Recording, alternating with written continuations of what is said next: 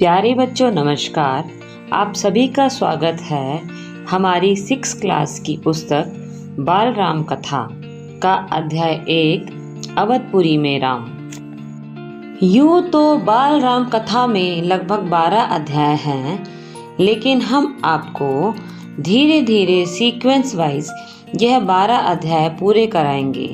आज हम अध्याय 1 लेकर आपके सामने आए हैं और आशा करती हूँ आप भी उसी उत्साह के साथ हमारे साथ यह अध्याय पूरा करेंगे।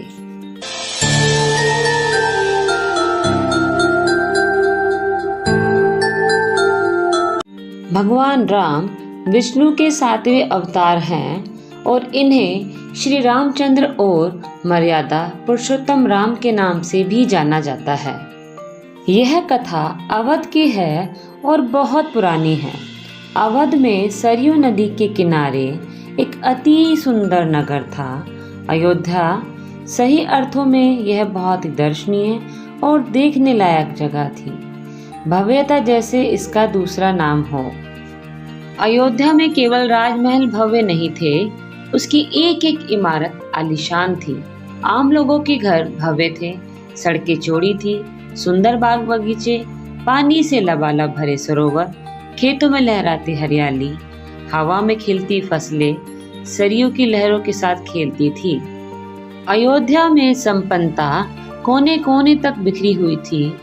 सभी सुखी, सब समृद्ध। दुख और विपन्नता को अयोध्या का पता ही नहीं था, या उन्हें नगर की सीमा में प्रवेश करने की अनुमति नहीं थी।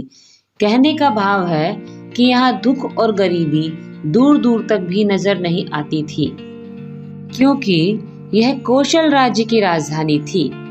राजा दशरथ वहीं के राजा थे। उनके राज्य में दुख का भला क्या काम। राजा दशरथ कुशल योद्धा और न्यायप्रिय शासक थे। महाराज अज के पुत्र, महाराज रघु के वंशज, रघुकुल के उत्तराधिकारी, रघुकुल की रीति नीति का प्रभाव हर जगह दिखाई देता था। अवधपुरी के लोग मर्यादाओं का पालन करते थे, सदाचारी थे।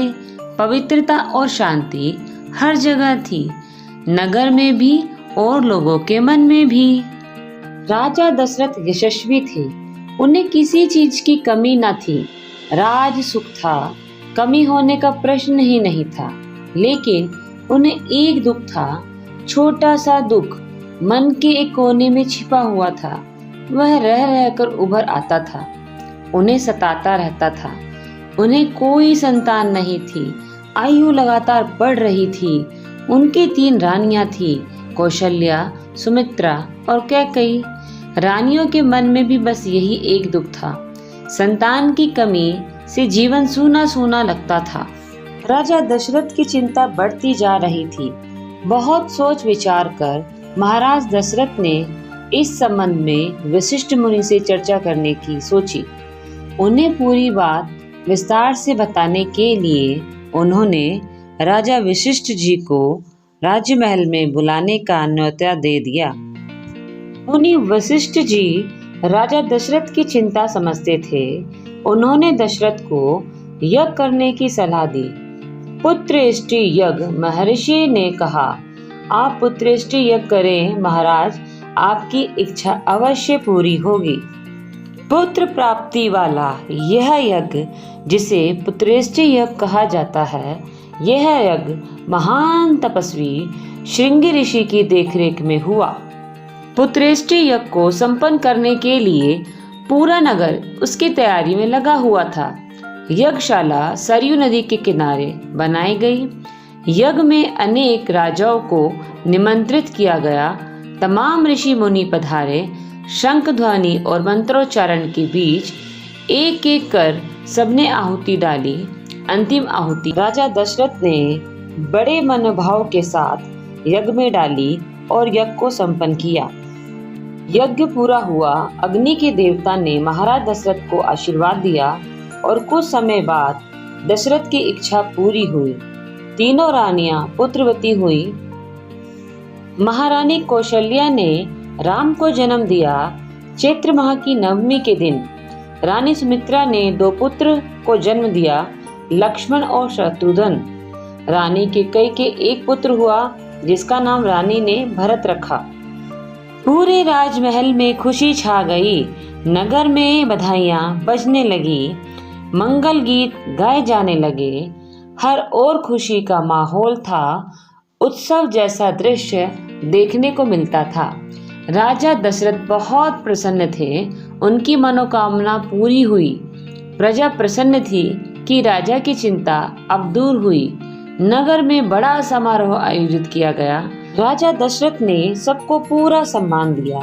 वह हाथ जोड़कर विनती के साथ उन्हें कपड़े, अनाज और धन देकर राजमहल से विदा किया। चारों राजकुमार धीरे धीरे बड़े हुए। वे बहुत सुंदर थे। साथ खेलते निकलते तो पूरा राजनगर उन्हें देखता और देखता ही रह जाता। चारों भाइयों में आपस में बहुत प्रेम था। वह बड़े भाई राम की आज्ञा मानते थे। खेलकूद में लक्ष्मण प्राय राम के साथ रहते थे। भरत और शत्रुघ्न भी दूसरे के साथ खेलते व प्यार से रहते थे। धीरे धीरे अब वे चारों राजकुमार बड़े हो रहे थे तो राजा जी को चिंता सताने लगी कि उन्हें शिक्षा दीक्षा के लिए अब गुरुजनों की शरण में भेजना होगा। चारों राजकुमारों को शिक्षा दीक्षा के लिए गुरुजनों के पास भेज दिया। वे चारों कुशल और अपनी विद्या में दक्ष गुरुजनों के पास ज्ञान अर्जित करने लगे। शास्त्रों का अध्ययन किया, शस्त्र विद्या सीखी। चारों राजकुमार कुशाग्र बुद्धि के थे। जल्द ही सब विद्याओं में पारंगत हो गए। राम इनमें सर्वोपरि थे। उनमें कई अन्य गुण भी थे जैसे विवेक, शालीनता और न्यायप्रियता। राजा दशरथ को राम से अधिक प्रेम था क्योंकि वह राजा के ज्येष्ठ पुत्र थे और इन मानवीय गुणों के कारण भी राजा दशरथ श्री राम को अधिक प्यार करते। अब राजकुमार बड़े हो गए, विवाह योग्य हो गए। नगर में इसकी चर्चा होने लगी। महाराज दशरथ भी ऐसा ही चाहते थे। वह अपनी संतानों के लिए सुयोग्य कन्याएं चाहते थे। अयोध्या के राजमहल में एक दिन इसी विषय पर चर्चा चल रही थी। चर्चा बहुत गहन चल रही थी कि तभी वहां पर एक द्वारपाल सूचना लेकर आए कि महर्षि विश्वामित्र पधारे हैं। महाराज दशरथ तत्काल अपना आसन छोड़कर खड़े हो गए, द्वार की ओर बढ़े और महर्षि की अगवानी करते हुए उन्हें दरबार में सम्मान के साथ लेकर आए और अपने से ऊंचे स्थान पर बैठा दिया। विश्वामित्र कभी स्वयं राजा थे, बहुत बड़े और बहुत बलशाली। बाद में अपना राजपाट छोड़ दिया और स्वयं संन्यास ग्रहण कर लिया और जंगल में चले गए। वहीं उन्होंने अपना आश्रम बनाया। उसे उन्होंने सिद्धाश्रम का नाम दिया। महाराजा दशरथ ने महर्षि विश्वामित्र का आदर सत्कार करते हुए वह उन्हें ऊंचा स्थान देते हुए बड़े ही विनम्रता भाव से पूछा कि महाराज, मैं आपकी क्या सेवा कर सकता हूँ? तो महर्षि विश्वामित्र बोले, राजन, मैं जो तुमसे मांगने जा रहा हूँ उसे देना आपके लिए कठिन होगा। आप आज्ञा दीजिए। महर्षि, मैं उसे पूरा करने के लिए तत्पर हूँ। ऐसा महाराज दशरथ ने उन्हें बोला। महर्षि विश्वामित्र बोले, मैं सिद्धि के लिए एक यज्ञ कर रहा हूँ। अनुष्ठान लगभग पूरा हो गया है, लेकिन 2 राक्षस उसमें बाधा डाल रहे हैं। मैं जानता हूँ कि उन राक्षसों को केवल एक ही व्यक्ति मार सकता है और वह राम है। आप अपने ज्येष्ठ पुत्र को मुझे दे दें ताकि यज्ञ पूरा हो सके।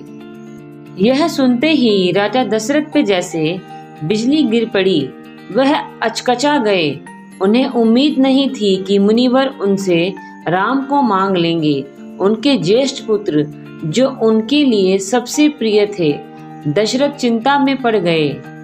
महर्षि विश्वामित्र दशरथ की दुविधा समझ रहे थे। उन्होंने कहा, मैं राम को केवल कुछ दिनों के लिए मांग रहा हूँ।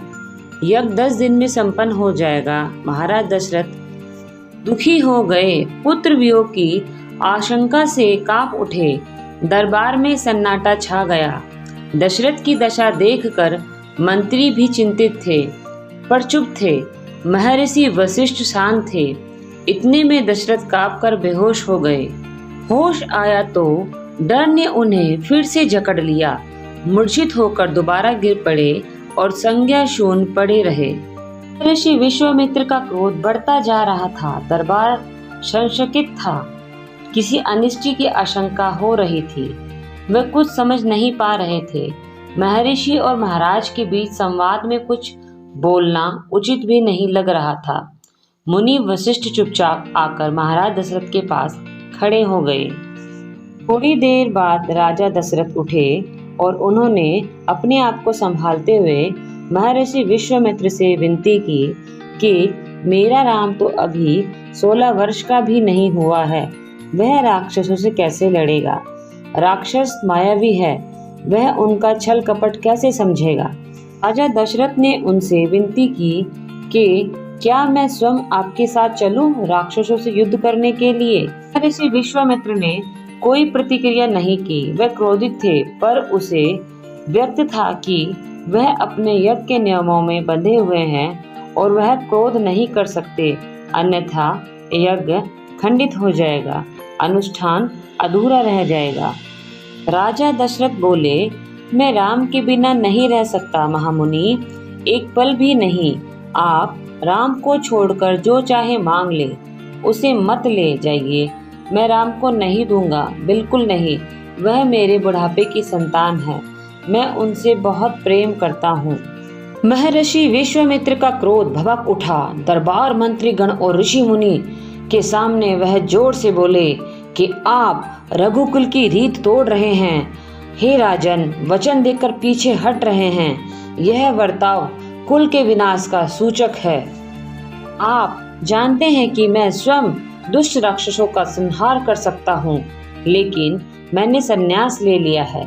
अगर आप राम को नहीं देंगे तो यहाँ से मैं खाली हाथ लौट जाऊंगा।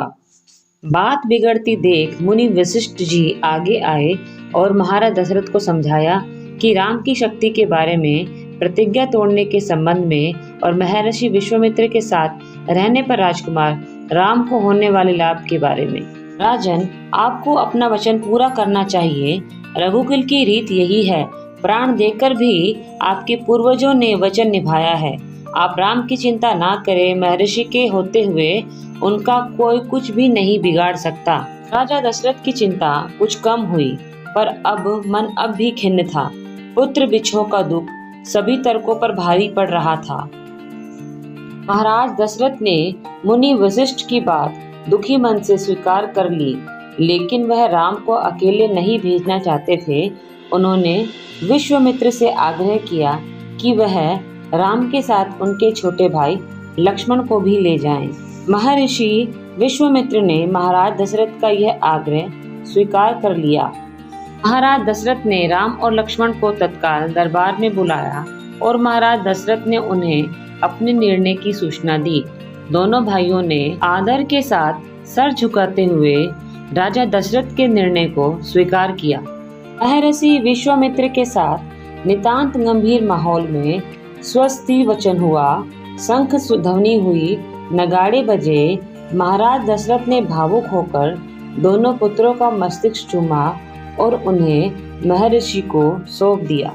दोनों राजकुमार बिना विलंब किए महर्षि के साथ चल पड़े, बीहड़ और भयानक जंगल की ओर।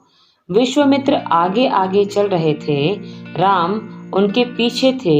लक्ष्मण राम से 2 कदम पीछे चल रहे थे, अपने धनुष संभाले हुए, पीठ पर तूणीर बांधे, कमर में तलवारें लटकाए। लाइक करें, जानकारी को साझा करें और सब्सक्राइब भी करें। धन्यवाद। Bye bye.